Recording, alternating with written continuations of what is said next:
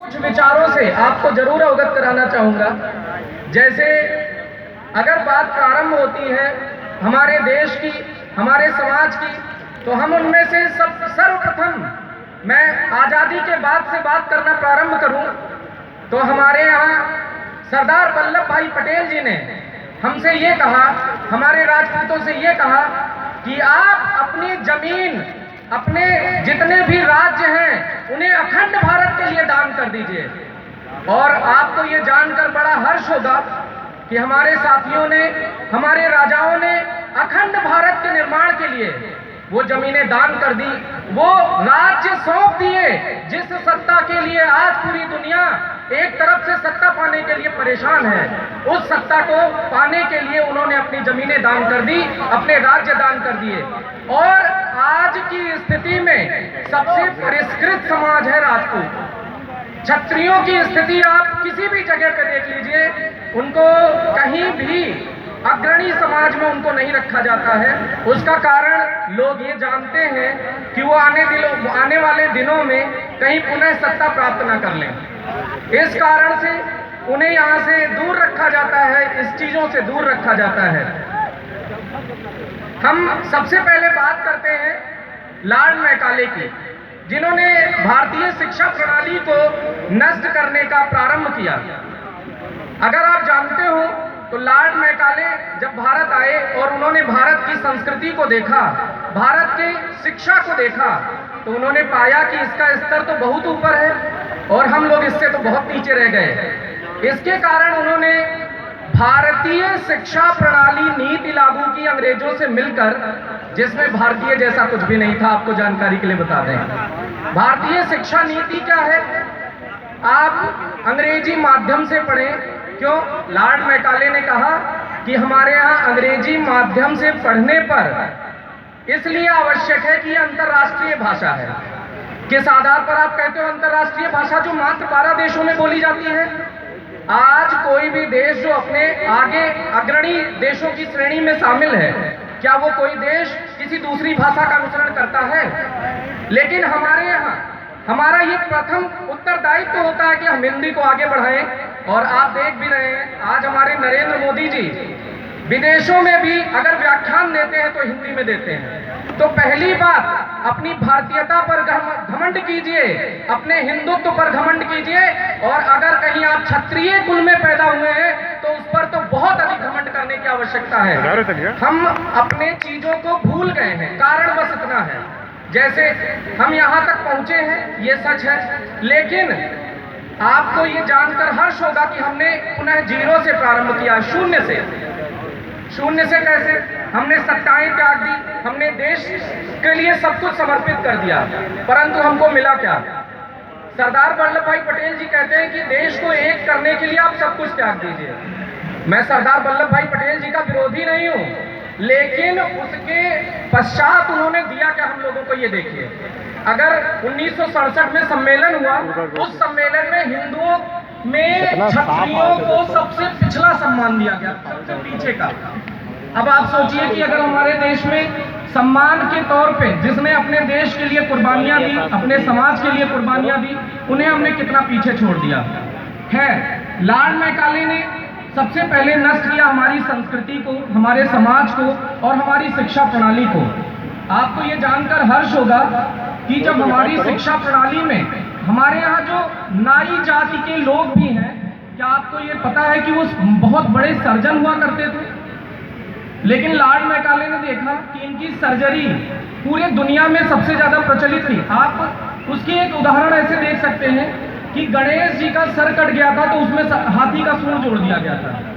ये जाति नाई थी। मतलब हमारे समाज में इतनी छोटी जातियों से लेकर बड़ी जातियां, सब लोग बड़े अपने कामों में निपुण हुआ करते थे। उसको सबसे पहले लॉर्ड मैकाले ने नष्ट किया। अब लॉर्ड मैकाले ने शिक्षा को आगे बढ़ने से रोकने के लिए अपनी प्रणाली को लागू करते हुए हमारे यहाँ की जो परिधान थे उसे दूर किया। जैसे उन्होंने कहा कि जब आप पढ़ लिख लेंगे तो कोट पैंट वाले हो जाएंगे।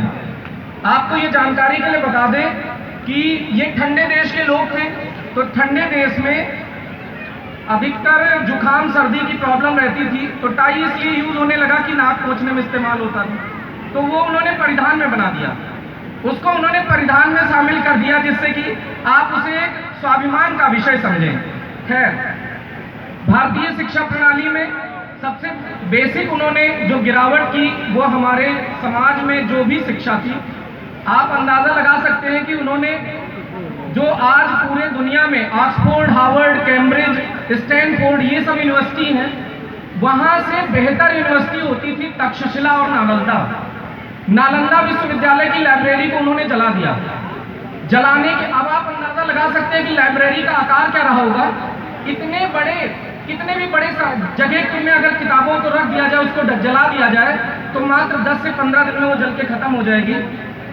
उन किताबों के संग्रह को जलने में 6 महीने लग गए थे, और उसको उन्होंने किसी तरह से बुझाने नहीं दिया। इस तरह से हमारी जो बेसिक शिक्षा प्रणाली थी उसको उन्होंने नष्ट किया। कहते हैं वास्को डी गामा ने भारत की खोज की थी। किस आधार पर आप कहते हो वास्को डी गामा ने भारत की खोज की थी? वास्को डी गामा जो यान लेके भारत आया था, जब भारत में वो पहुंचा तो उसने देखा, उस समय वो यूरोपियन कंट्री का सबसे विकसित यान हुआ करता था, और उसके आकार से 5 गुना बड़े जहाज भारत ने 7 जहाज से उन्हें घेर लिया। फिर उन्होंने उनसे माफी मांगी और कहा कि हम आपके यहाँ अतिथि हैं, और आप जानते हैं अतिथि देवो भव हमारी एक नीति है। खैर, अब हम मुख्य विषय पर आते हैं। जैसे हमारे पास समय की कमी है, तो इस कारण से हम थोड़ा मुख्य विषय पर आना चाहेंगे। हम ये कहना चाहते हैं कि जैसे लोग कहते हैं कि हमारे बच्चों को शिक्षा दीजिए और उनको किसी दिशा में आगे बढ़ाइए, परंतु हमारा जो खुद का उत्तरदायित्व है हम उसे भूल जाते हैं। हमारा ये खुद का उत्तरदायित्व है कि बच्चा यहाँ से विद्यालय गया, विद्यालय से आया, उसने सीखा क्या? हमारे घर में जो उसका माहौल होता है वो बहुत ज़्यादा मैटर करता है। हमारे घर में माहौल होता है राजनीति का। आप देखिए, हमारे सबसे विशेष बात है कि क्षत्रियों में तो विशेषकर हर घर में एक नेता है। अब वो आता है बच्चा, छोटा सा बच्चा, उसके मानसिक स्तर की आप अंदाजा लगा सकते हैं, उसका मानसिक स्तर कितना छोटा होता है कि उसे छोटी छोटी चीजें जो रटाई जाती हैं, उस रटाई वाले पद्धति से आपको अलग करना पड़ेगा। आपको उसे बेसिक शिक्षा पर भेजना होगा कि आप ये क्यों पढ़ रहे हैं, इससे आप क्या बनेंगे। हमारे यहाँ के बच्चों को फोर्स किया जाता है कि आप पढ़ो, लेकिन कभी उन्हें कारण नहीं बताया जाता कि पढ़ के वो क्या बनेंगे। और हमारे यहाँ तो ये बता दिया जाता है, हमारे बड़े बुजुर्ग लोग ही बता देते हैं कि कौन सा ब्रजभूषण शरण सिंह बहुत पढ़े हैं, कौन सा पंडित सिंह बहुत पढ़े हैं। ये बात नहीं है। तो पंडित सिंह पूरे आप देख सकते हैं गोंडा जिला में पंडित सिंह ब्रजभूषण जैसे 2-4 लोग ही तो हैं, बाकी संपूर्ण समाज कहाँ चला जाता है, जिसकी हम चर्चा भी नहीं करना पसंद करते हैं। चर्चा ये होनी चाहिए कि हमारी शिक्षा प्रणाली कैसे आगे बढ़े। और आज इतने बड़े सम्मेलन में, इतने बड़े मंच में हम ये कहना चाहते हैं कि हमको एक टीम गठित करनी होगी, हमको एक समाज बनाना होगा ऐसा जो हमारे बच्चों की शिक्षा की देख रेख करे। हमारे लोगों को, हमारे यहाँ के बच्चे क्या पढ़ रहे हैं, क्या कर रहे हैं, इस बारे में हमारा कोई ध्यान नहीं है। हमारा तो ये ध्यान होता है, जरा सा बच्चे ने वहाँ स्कूल में टीचर ने डांट दिया, घर पे आते हैं हमारे घर वाले जो बड़े लोग होते हैं, वो कहते हैं किसने मारा, चलो देखिए। अब उन्होंने उनके आपके खेत के थोड़ी वो बंटवारे हुए हैं कि वो आपको प्रॉब्लम क्रिएट करेंगे। उनका तो सिर्फ एक लक्ष्य है कि आपका बच्चा पढ़े। तो आप ये प्रयास करें कि आपका बच्चा किस आधार पर पढ़े, उसमें आपका उत्तरदायित्व तो बहुत महत्वपूर्ण है। आप सभी लोगों का ये उत्तरदायित्व होना चाहिए। आप ये स्कूल में एडमिशन कराने के बाद निश्चिंत हो जाते हैं, और खासकर हमने इंग्लिश मीडियम में कहीं एडमिशन करा दिया, तब तो हम सोचते हैं कि हमने उसे सुपरस्टार बना दिया। भाई, आपने किसी भी माध्यम का कोई फर्क नहीं पड़ता। माध्यम हिंदी मीडियम से क्या आप IAS की परीक्षा नहीं दे सकते, जो भारतवर्ष में सबसे बड़ी परीक्षा है? जब आप दे सकते हैं तो इसमें माध्यम कहाँ रोल प्ले करता है? तो इस कारण से हम ये आप लोगों से अनुरोध करना चाहेंगे कि किसी प्रकार से शिक्षा का एकमात्र उद्देश्य ये नहीं कि हमारा बच्चा पढ़ के बहुत आगे निकल जाए। शिक्षा का मतलब होता है उसे समाज में कैसे जीना है, समाज में समाज के लोगों को क्या देना है। हमारा बच्चा स्कूल से आता है तो हम उससे पूछते हैं आपका कौन सा स्थान रहा। हमने कभी उससे ये पूछा कि आज आपने किसके साथ टिफिन शेयर किया, किसके साथ आपने खाना खाया, किसकी मदद करी? हमारा ये कोई क्वेश्चन नहीं होता।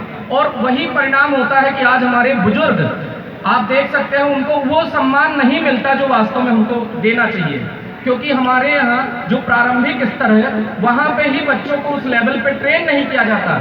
हमारा तो एक लक्ष्य है, बच्चा आया, आपकी कौन सी रैंक है स्कूल में, अगर उसने कहा हमारी 5वीं रैंक है तो कहते हैं तुम तो गड़बड़ हो।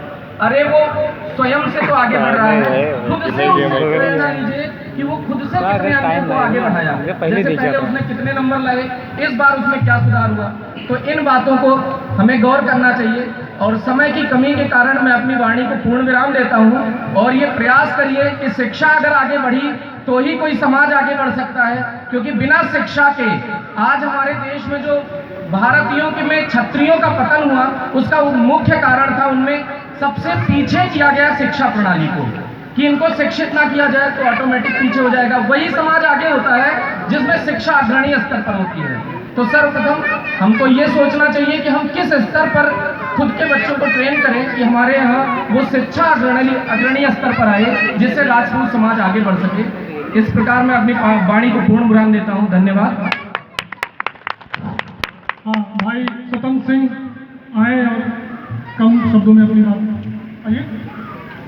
स्वतंत्र सिंह, देखिए ये बाबा बालेश्वर नाथ का प्रांगण है, यहाँ पर भंडारे का आयोजन किया गया है। कार्यक्रम ज़्यादा से ज़्यादा 15 मिनट और चलेगा, 15 मिनट के बाद कार्यक्रम समाप्त हो जाएगा। आप लोगों से अनुरोध है कि बिना प्रसाद ग्रहण किए कोई नहीं जाएगा। आप लोग बैठे हुए हैं, ज़्यादा से ज़्यादा 15 या 20 मिनट समय आपको और देना है, उसके बाद कार्यक्रम का समापन हो जाएगा।